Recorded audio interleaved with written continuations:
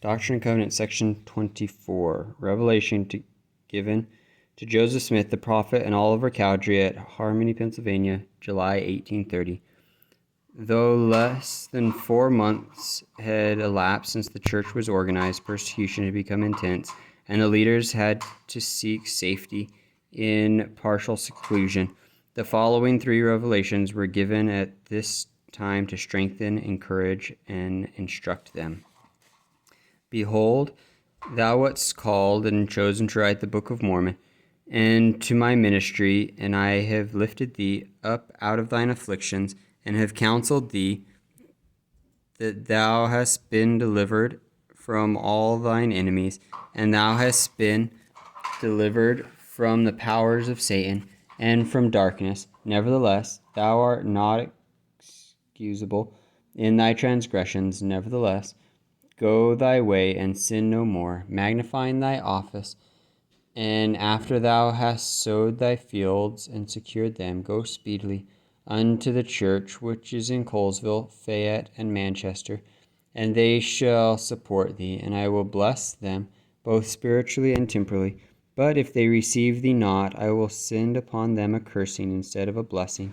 And thou shalt continue in calling upon God in my name, and writing the things which shall be given thee by the Comforter, and expounding all scriptures unto the church. And it shall be given thee in the very moment what thou shalt speak and write, and they shall hear it. Or I will send unto them a cursing instead of a blessing. For thou shalt devote all thy service in Zion, and in this thou shalt have strength. Be patient in afflictions, for thou shalt have many, and endure them. For lo, I am with thee, even unto the end of thy days. And in temporal labors thou shalt not have strength, for this is not thy calling. Attend to thy calling, and thou shalt have wherewith to magnify thine office, and to expound all scriptures, and continue in laying on of the hands and confirming the churches.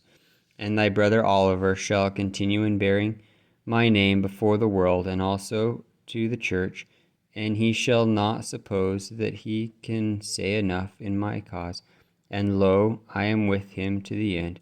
In me he shall have glory, and not of himself, whether in weakness or in strength, whether in bonds or free. And at all times and in all places he shall open his mouth and declare my gospel, as with the voice of a trump, both day and night. And I will give unto him strength, such as is not known among men. Require not miracles, except I shall command you, except casting out devils, healing the sick, and against poisonous serpents, and against deadly poisons. And these things ye shall not do, except it be required of you by them who desire it, that the scriptures might be fulfilled. For ye shall do according to that which is written. And in whatsoever place ye shall enter, and they receive you not in my name, ye shall leave a cursing instead of a blessing, by casting off the dust of your feet against them as a testimony, and cleansing your feet by the wayside. And it shall come to pass, that whosoever shall lay their hands upon you by violence, who shall command to be smitten in my name, and behold, I will smite them according to your words in mine own due time. And whosoever shall go to law with thee shall be cursed by the law.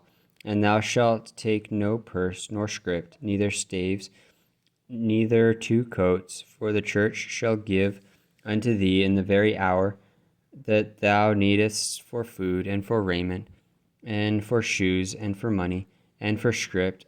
For thou art called to prune my vineyard with a mighty pruning, yea, even for the last time, yea, and also all those whom thou hast ordained, and they shall do even according to this pattern. Amen.